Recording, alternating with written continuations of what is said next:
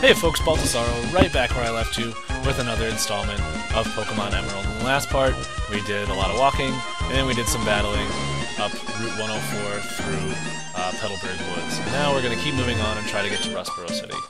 But before we can, we have to fight a bunch more people. So here's our first instance of a double battle. Twins China and Mia. Basically, it works the way you guess a double battle would. You send out two Pokemon, and wow.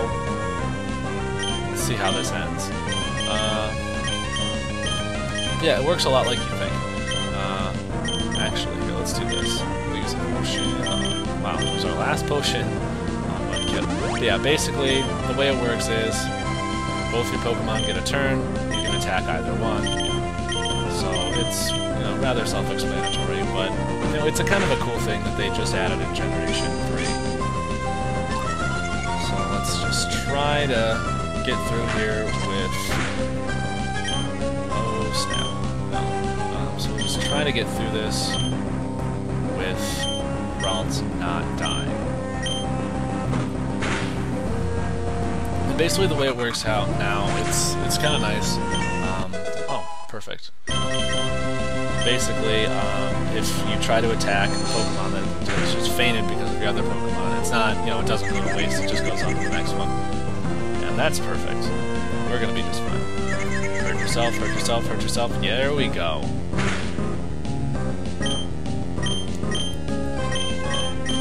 Gotta love the psychic. Just gotta love the whole World's family.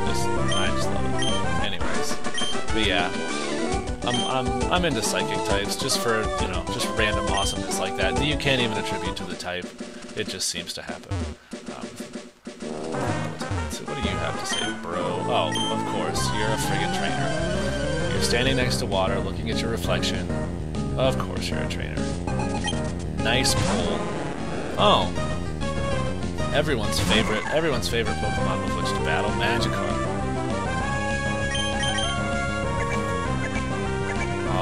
The feared move, and nothing happens. I think this guy only has Magikarp. So for that reason, I think I will cut this one out. As much as I'm sure you guys would love to see me beating up on 3 Magikarp. I'll see you in a second. Fisherman Ivan indeed did have 3 Magikarp, one level high, each one level higher, but equally as useless as the last. So we got some good experience for Ralts. Let's grab these berries and move on.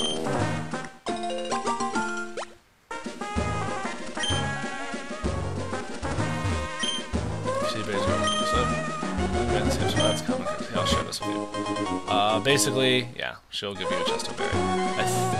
That one might. I don't know if she gives you a Chesto Berry regardless, or if she's one of the random people that gives you berries based on your trainer ID. The correct answer to that will be somewhere on the video, somewhere on the screen right now.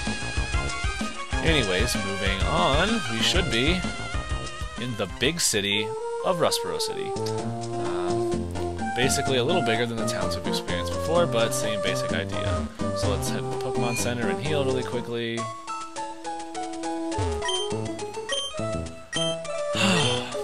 So, I don't know where in life you guys are that are watching but for me, this has actually kind of been a stressful week for me. I have a couple of, I pride myself actually on doing next to no work in college, but this is actually kind of a tough week for me, but you guys are giving me a fun way to break some tension and relax a little bit. So thank you for doing that. And there's actually something we can get. I think it's in here. Actually, no. Excuse me. There's something important we want to get here before we move on. And this is it right here. Yeah, Cutter's house. If we go into this store, we can talk to this guy, who will give us a hidden machine, or an HM. This one being Cut. Basically, along with being a solid, along with being a solid in-battle move, we can use HMs outside of battle. This one being to cut down small trees. anyways, moving on. Before we actually, of course, we can't use that outside of battle until we beat the gym leader. But let's see. No, I don't want a Pokeball. Let's buy some potions. So we'll get 5. I think there's one more place I want to go before we head to the gym, which is, I believe, over here. Let's see if I'm right here. Actually, no, excuse me. What we're looking for is the place we just were, which is right here, the Pokemon school. If you go up here and you talk to the teacher,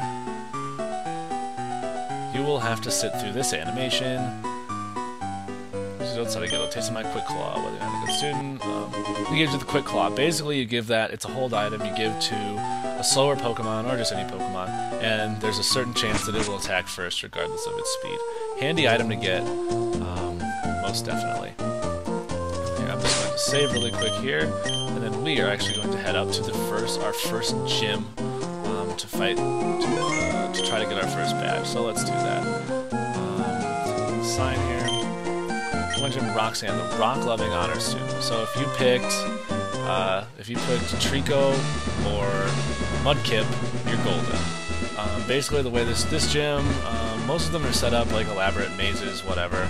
I will be fighting everyone in this gym, but I will speed it up so you guys don't have to sit through it all, and you guys don't have to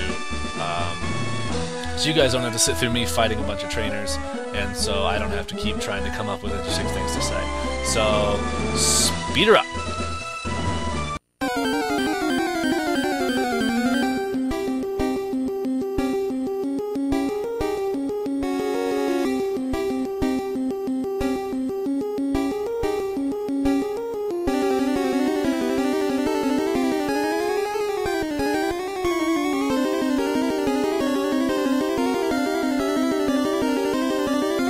And here we are. We made our way up to Roxanne, the leader of the Rustboro Gym. I took the liberty of going up and healing up, so we are ready to kick her ass now. So let's get right to it. Hello, I'm Roxanne, the Rustboro Gym leader. I became gym leader so that I might apply what I learned at the Pokemon Trainer School in battle. Would you kindly demonstrate how you battle and with which Pokemon? Sure, why not? I can't promise I won't destroy you. Mostly because I'm going to destroy you. As you can see, a little stronger than the sort of stock that we were facing on routes and in the gym even, but still nothing that big, nothing that huge. Especially if you have Mudkip or Trico. These guys are just like Geodude, still quad weak to water, still gonna get owned, even if you haven't been able to grind as much as I have. You're still gonna be just fine. But I don't know if you noticed back there, that double battle wasn't required. I just kind of forgot it was there. You could go around and fight those guys individually, but I don't know. I just wasn't thinking. Who cares? It makes for good television or internets. I don't know. Whatever.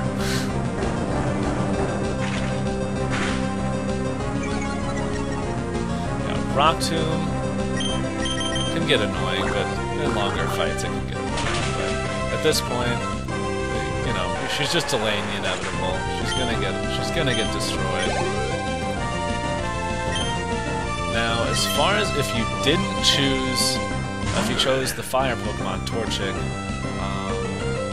there's definitely, this fight doesn't have to be impossible. It is a little more difficult when you consider that the Pokemon you started with are going to do hardly any damage against these guys. I don't know what I'm waiting for. Okay. But yeah, it's definitely, especially considering, you probably put a lot of time into your starter, but even then, there's plenty of wild Pokemon you can catch that will still be helpful. Ralt is a good example. Pretty good special attack. Once it learns Confusion, you're most likely to be pretty golden. And that is if you, of course, if you keep track of your Pokemon's health and don't let it faint in the middle of battle. This is why we buy the potions, folks. Anyways. Alright, you can use items, I can use items. Why not? Or I can use items, you can use items. That's one thing that can get kind of annoying. But, you know, it's mostly only gym leaders that use items like that. So you don't usually have to worry about it. Really? Really, Roxanne? 2 potions? You're gonna use 2 potions? Whatever. You know what's going down. You know you're going down. Just accept it. Just start to cope, okay? You're gonna be fine. Just spam tackle, and you're done, son.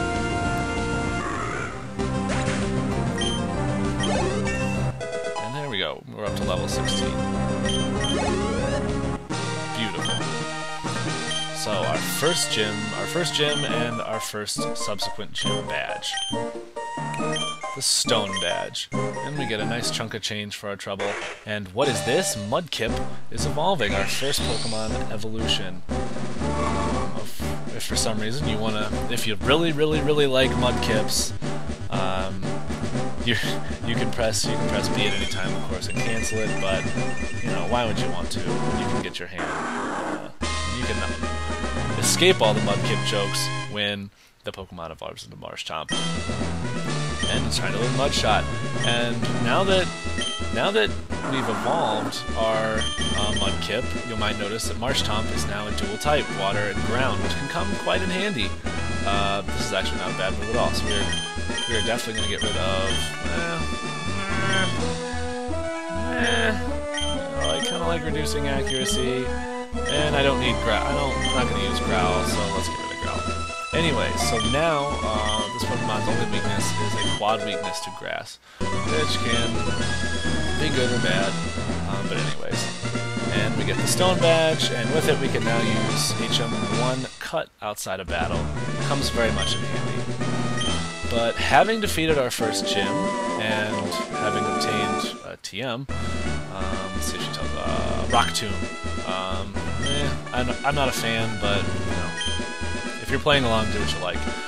But yeah, that being said, we defeated our first gym, and I feel like we're going to put off anything else we do until the next part. So I, once again, am Baltasaro. Thank you guys for watching, and next time on Pokemon Emerald, we will keep wandering on Rustboro City and see if there's anything else we can do. Alright, if you like my videos, of course, subscribe, thumbs up, you know the drill, and be sure to tune in next time. Alright, I'll see you guys.